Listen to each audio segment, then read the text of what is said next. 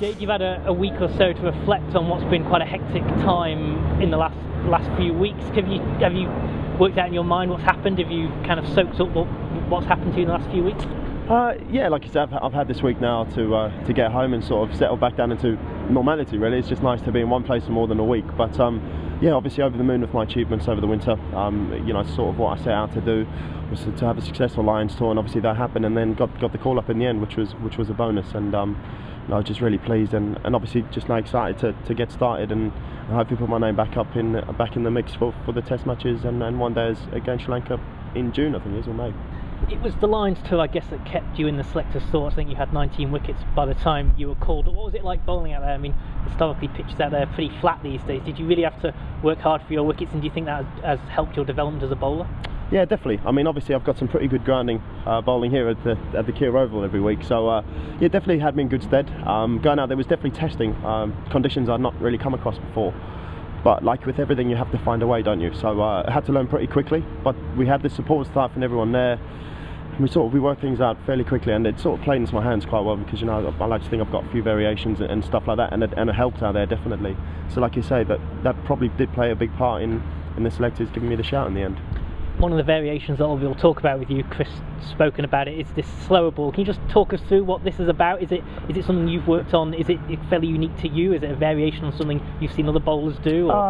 Yeah, it's a variation I've seen other bowlers do, but it took 2 or 3 years to sort of perfect it. It's quite difficult delivery, out the back of the hand, but it's all well and good having that, but then it's developing it further. So, you know, on a yearly basis, I try and just add little bits, tweak it here and there, and to try and make it that much better. Because obviously, as you well know, once people see it once, they sort of looking for it. So you need to constantly be developing yourself, and well, hopefully now not too many people are going to be looking for it, but I get the feeling they might be waiting for it this year. Do you think that's been one of the benefits of 2020 cricket, is that bowlers are now bringing these skills into both the 50 over and the longer form, 40 overs it is domestically, and the longer form of like the first class game? Do you think that's enabled the bowlers to try these new variations a bit more? Yeah, definitely. I mean, 2020 cricket's developed cricket as a whole in general across the board, and I think you can see that the way people are batting, sort of scoring rates and stuff in Test matches have rapidly increased.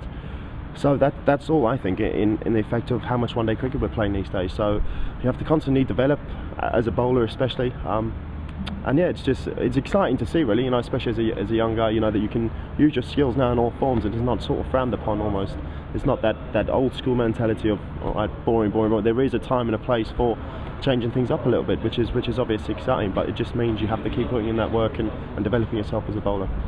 With Chris Tremlett being rested for the start of the season and then likely to be in the England squad, you'd think when the Sri Lanka Test come, if you're not in that squad, you'll probably be the senior bowler in this Surrey team now, along with Yasser Arafat. Is that a challenge you're looking forward to? Is that something you thrive on, the pressure of being an attack leader?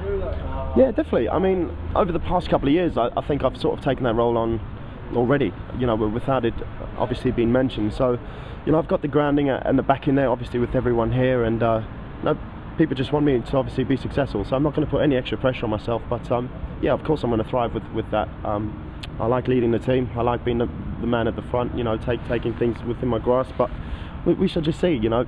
Like you say, Yasser Arafat coming in is a massive signing for us. Just sort of stable things up a bit. Like you say, Chris Tremlett, you know, hopefully he does get in the Test match side. But obviously it's a shame for us here at Surrey. But yeah, I'm just looking forward to getting out there playing and doing as well as I can for Surrey. You've been part of Surrey for quite a long time. They haven't had that much success in the last few years. How far do you think the club are off finding some trophies, finding some silverware, gaining promotion back to the First Division? Are they realistic aims for you this summer? Yeah, of course. I think everyone set out that target, that First Division is where we need to be and where we want to be and where we think we deserve to be.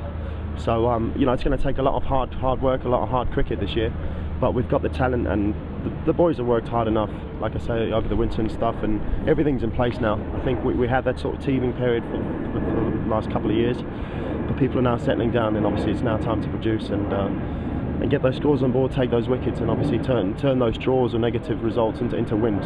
And like you say, and the end goal is to get promoted.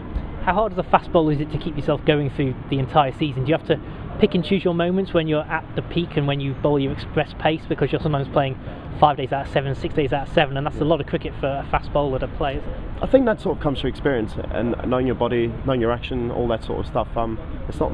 I don't think it's necessarily a matter of dragging it back. It's just shooting knowing what's required at any one moment, but you only know that through playing. So it might be different for other people, but I don't seem to think I'd pull back at any stage. Not that I know of anyway, but yeah, obviously it's a tough schedule, and until that changes, unfortunately, we're lumped with that sort of with that problem. But you know, it is what it is. You, as long as you're doing your work off the pitch and you can stay as fit and strong as possible, then you give yourself the best opportunity.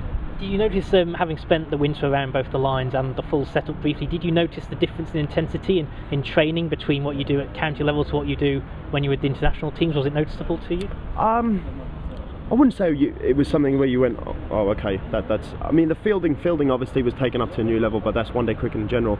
If we had the time, I assume we would be doing the same stuff here.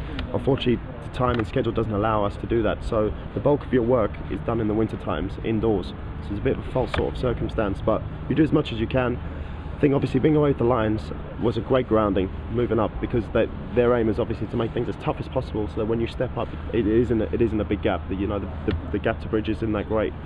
So I think they've done a great job with that, and it made that transition very easy.